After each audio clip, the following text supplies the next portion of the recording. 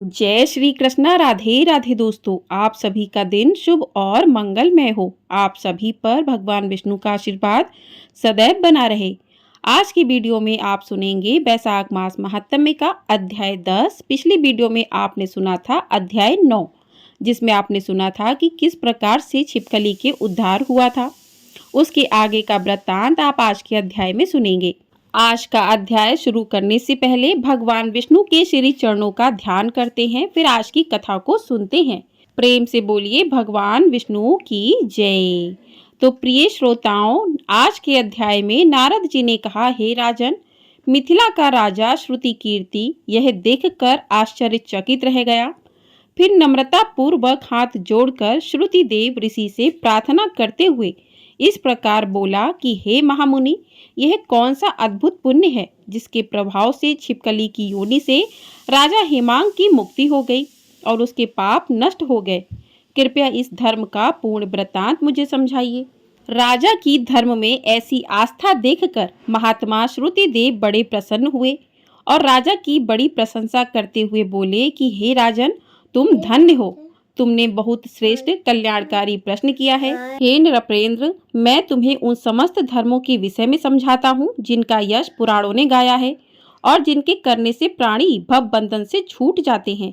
बैसाख मास में मनुष्य के करने योग्य जो धर्म है और जिनके प्रभाव से राजा हेमांग की मुक्ति हुई, वे यह है कि जल से भरा घड़ा दान करना, स्थान स्थान पर प्याऊ लगवाना, कुआं तालाब बावड़ी आदि बनवाना, यात्रियों के विश्राम निमित्त धर्मशाला बनवाना, प्रतिदिन सूर्योदय से प्रथम ही स्नान कर लेना, तत्पश्चात भगवान विष्णु का विधि पूर्वक सुगंधित पुष्पों से पूजन करना, भगवान की कथा को श्रवण मनन करना, धूप से तपे हुए मार्ग पर चलने के कारण से थके हुए ब्राह्मणों की हवा करना, उन्हें विश्राम कराना तथा उन्हें ताप दूर करने वाले ठंडे पेय जैसे शरबत लस्सी आदि पिलाना, धूप से बचने के लिए छतरी जूता खड़ाऊं आदि दान करना, शहद ईख कपूर चंदन आदि तापहारी वस्तुएं दान करना, गौ को घास खिलाना, फल दही नैवेद्य शैया तथा सुगंधित वस्तुएं दान करना, अन्न या भोजन दान करना, दिन में ना सोना तथा रात्रि शयन पृथ्वी पर करना, शरीर में तेल ना लगाना, कांसे के बर्तन में भोजन ना कर पत्ते पर भोजन करना आदि। यह समस्त कार्य बैसाख मास में करने उचित हैं। जो प्राणी ऐसा नहीं करते वह हेमांग की भांति ही कष्ट पाते हैं। जो स्त्रियां ऐसा नहीं करती वे पति पुत्र आदि के सुख से वंचित रहती हैं। भूखे प्यासे को अन्न और जल का दान अवश्य करना चाहिए। ना करने से पशु योनि की प्राप्ति होती है अथवा पिशाच बनकर भटकना पड़ता है। बैसाख मास में अन्न दान ना करने से क्या गति होती है, इस संबंध में मैं तुम्हें एक कथा सुनाता हूँ जो मेरे सामने घटित हुई है। रेवा नदी के किनारे एक वृक्ष पर मेरा पिता पिशाच बनकर निवास करता था। भूख प्यास से उसका शरीर शिथिल हो गया था। धूप ताप से व्याकुल छायाहीन सेमल के वृक्ष के नीचे बैठा वह अत्यंत दुख को प्राप्त था। कुआं तालाब आदि के शीतल जल को वह पापी अपने कर्मों के कारण विष समझकर पान नहीं करता था। भूख के कारण वह अपना ही मांस खा गया, जिससे कंठ रुद्ध हो गया और बड़ी पीड़ा हुई। इस प्रकार से वह अत्यंत कष्ट को प्राप्त करता हुआ बाहर रहा करता था। संयोगवश मैं गंगा स्नान को गया था। मार्ग में रेवा नदी के तट से निकला तो वहीं सेमल का वृक्ष भी पड़ा। तब मैंने उसके नीचे भूख प्यास की पीड़ा से चिल्लाते हुए उस पिशाच को देखा जो अपना मांस स्वयं ही भक्षण कर रहा था। मुझे आता देख अपनी क्षुधा शांत करने के लिए वह पिशाच मेरी ओर दौड़ा, किंतु मेरे तेज से व्याकुल होकर पीछे हट गया और अत्यंत कंपित और भयातुर सा हो उसी वृक्ष की जड़ पर जा बैठा। तब उसे देखकर मुझे बड़ी दया उत्पन्न हुई। मैंने कहा, हे पिशाच, डरो मत। तुम कौन हो, कहाँ के हो और क्यों कर इस पिशाच योनि को प्राप्त हुए हो? तुम यदि सही सही सारा हाल मुझे बता दोगे तो मैं तुम्हें निश्चय ही इस पिशाच योनि से मुक्त कर दूंगा।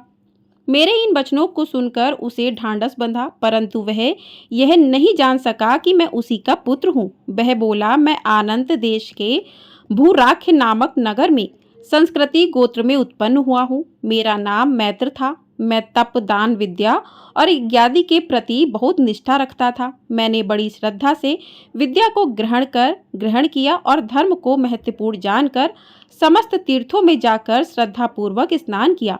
हे अंगे, मैं लोभी था। अतः लोभ के वशीभूत होकर मैंने पुनीत बैसाख मास में अन्नदान नहीं किया। इस कारण मुझे पिशाच की योनि प्राप्त हुई। मेरा पुत्र श्रुतिदेव बड़ा यशस्वी है। यदि तुम उससे जाकर मेरी दुर्दशा को कह दोगे तो वह निश्चय ही मेरे लिए कोई उपाय करेगा। उससे मेरा सारा हाल जैसा कि तुम देख रहे हो जाकर कह देना, और साथ ही यह संदेश भी कह देना कि वह मुझे इस पिशाच योनि से छुड़ाने के लिए बैसाख मास में प्रातः स्नान करके भगवान विष्णु का पूजन किया करे। फिर मेरे निमित्त तर्पण करके किसी ब्राह्मण को अन्नदान भी करे। उसके ऐसा करने से मेरा पाप नष्ट हो जाएगा और मैं इस पिशाच योनि से मुक्त होकर विष्णु पद को प्राप्त कर सकूंगा। अपने पिता के इन वचनों को सुनकर मैं उनके चरणों में गिरकर रोने लगा।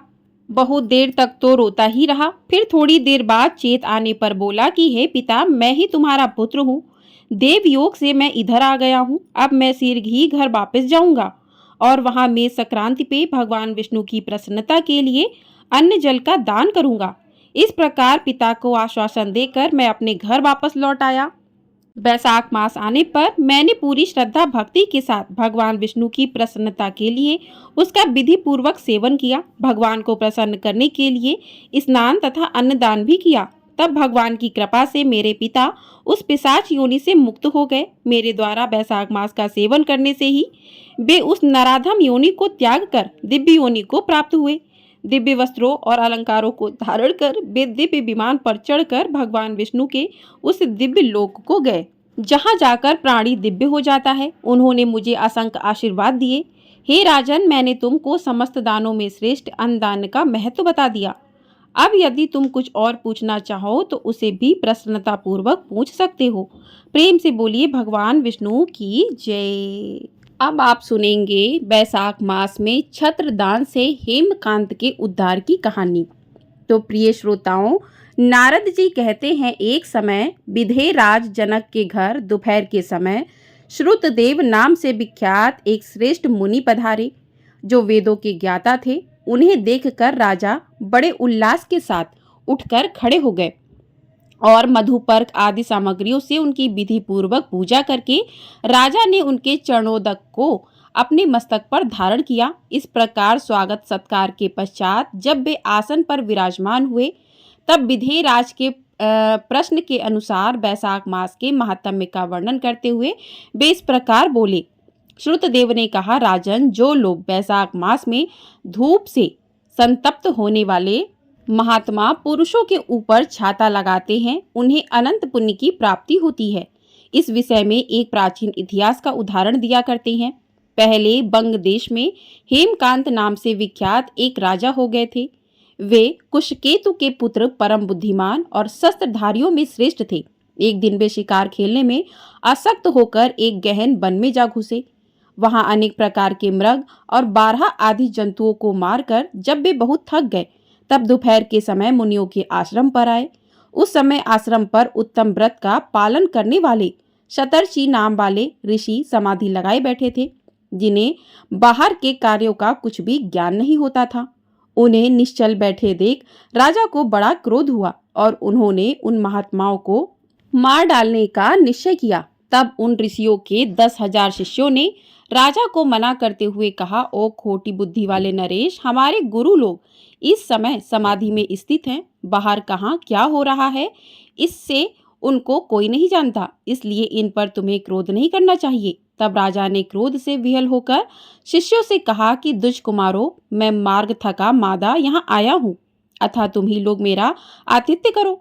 राजा के ऐसा कहने पर वे शिष्य बोले, हम लोग भिक्षा मांगकर खाने वाले हैं। गुरुजनों ने हमें किसी के आतिथ्य के लिए आज्ञा नहीं दी है। हम सर्वथा गुरु के अधीन हैं, अतः तुम्हारा आतिथ्य कैसे कर सकते हैं।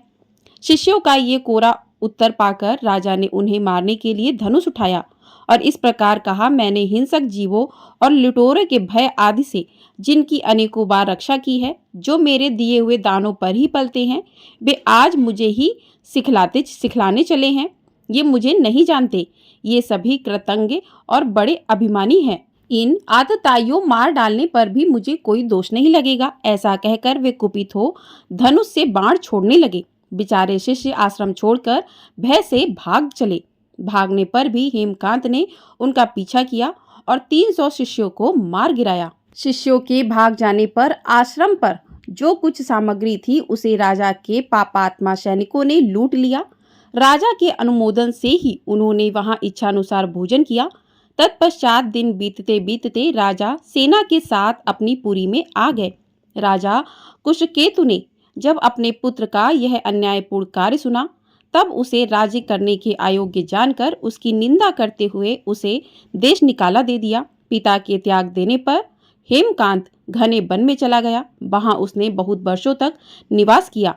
ब्रह्म हत्या उसका सदा पीछा करती रहती थी, इसलिए वह कहीं भी स्थिरता पूर्वक रह नहीं पाता था। इस प्रकार उस दुष्टात्मा के 28 वर्ष व्यतीत हो गए। एक दिन वैशाख मास में जब दोपहर का समय हो रहा था, महामुनि निर्मित तीर्थ यात्रा के प्रसंग से उस वन में आए। वे धूप से अत्यंत संतप्त और तृषा से बहुत पीड़ित थे, इसलिए किसी वृक्षहीन प्रदेश में मूर्छित होकर गिर पड़े। देवयोग से हेमकांत उधर आ निकला। उसने मुनि को प्यास से पीड़ित, मूर्छित और थका मादा देख उन पर बड़ी दया की। उसने पलाश के पत्तों से छत्र बनाकर उनके ऊपर आती हुई धूप का निवारण किया। वह स्वयं मुनि के मस्तक पर छाता लगाए हुए खड़ा हुआ और तूंबी से रखा हुआ जल मुंह में डाला। इस उपचार से मुनि को चेत हो आया और उन्होंने क्षत्रियों के दिए हुए पत्ते के छाते को लेकर अपनी व्याकुलता दूर की। उनकी इंद्रियों में कुछ शक्ति आई और वे धीरे धीरे किसी गांव में पहुंच गए। उस पुण्य के प्रभाव से हेमकांत की 300 ब्रह्म हत्याएं नष्ट हो गई।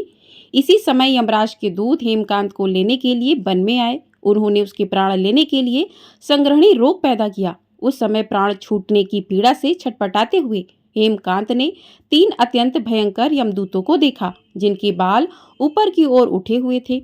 उस समय अपने कर्मों को याद करके वह चुप हो गया। छत्रदान के प्रभाव से उसको भगवान विष्णु का स्मरण हुआ। उसके स्मरण करने पर भगवान महाविष्णु ने विश्वसेन से कहा, तुम शीघ्र जाओ, यमदूतों को रोको, हेमकांत की रक्षा करो। अब वह निष्पाप एवं मेरा भक्त हो गया है। उस नगर में ले जाकर उसके पिता को सौंप दो। साथ ही मेरे कहने से कुशकेतु को यह समझाओ कि तुम्हारे पुत्र ने अपराधी होने पर भी वैशाख मास में छत्रदान करके एक मुनि की रक्षा की है, अतः वह पाप रहित हो गया है। इस पुण्य के प्रभाव से वह मन और इंद्रियों को अपने वश में रखने वाला, दीर्घायु, शूरता और उदारता आदि गुणों से युक्त तथा तुम्हारे समान गुणवान हो गया है।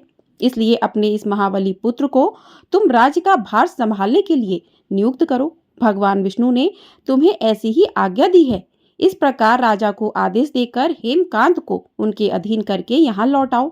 भगवान विष्णु का यह आदेश पाकर महाबली विश्वसेन ने हेमकांत के पास जाकर यमदूतों को रोका और अपने कल्याणमय हाथों से उसके सब अंगों को स्पर्श किया।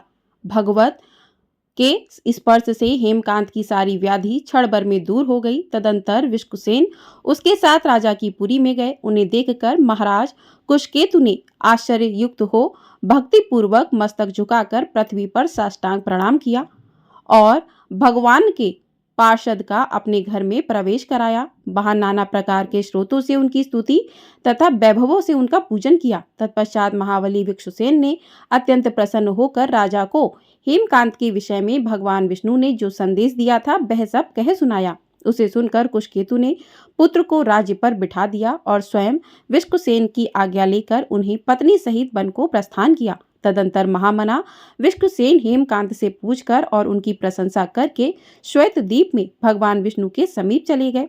तब से राजा हेमकांत वैशाख मास में बताए हुए भगवान की प्रसन्नता को बढ़ाने वाले शुभ धर्मों का प्रतिवर्ष पालन करने लगे। वे ब्राह्मण भक्त, धर्मनिष्ठ, शांत, जितेंद्रिय, सब प्राणियों के प्रति दयालु और संपूर्ण यज्ञों की दीक्षा में स्थित रहकर सब प्रकार की संपदाओं से संपन्न हो गए। उन्होंने पुत्र, पौत्र आदि के साथ समस्त भोगों का उपभोग करके भगवान विष्णु के लोक को प्राप्त किया। वैशाख सुख से साध्य अतिशय पुण्य प्रदान करने वाला है। पाप रूपी ईंधन को अग्नि की भांति जलाने वाला, परम सुलभ तथा धर्म अर्थ काम मोक्ष चारों पुरुषार्थों को देने वाला है। प्रेम से बोलिए भगवान विष्णु की जय। तो इस प्रकार से आज के अध्याय की कथा यहीं पर समाप्त हुई। मिलते हैं अगले अध्याय में। आगे का वृत्तांत आपको अगले अध्याय में सुनाएंगे। आपको ये वीडियो पसंद आई हो, वीडियो को लाइक कर दीजिएगा। चैनल पर नए हैं तो चैनल को सब्सक्राइब भी कर लीजिएगा। आपको हमारे चैनल पर हिंदू धर्म से जुड़ी व्रत कथाएं सुनाई जाती हैं, तो उनको सुनने के लिए चैनल को सब्सक्राइब करके ढेर सारा प्यार जरूर दीजिएगा। जय श्री कृष्णा, राधे राधे।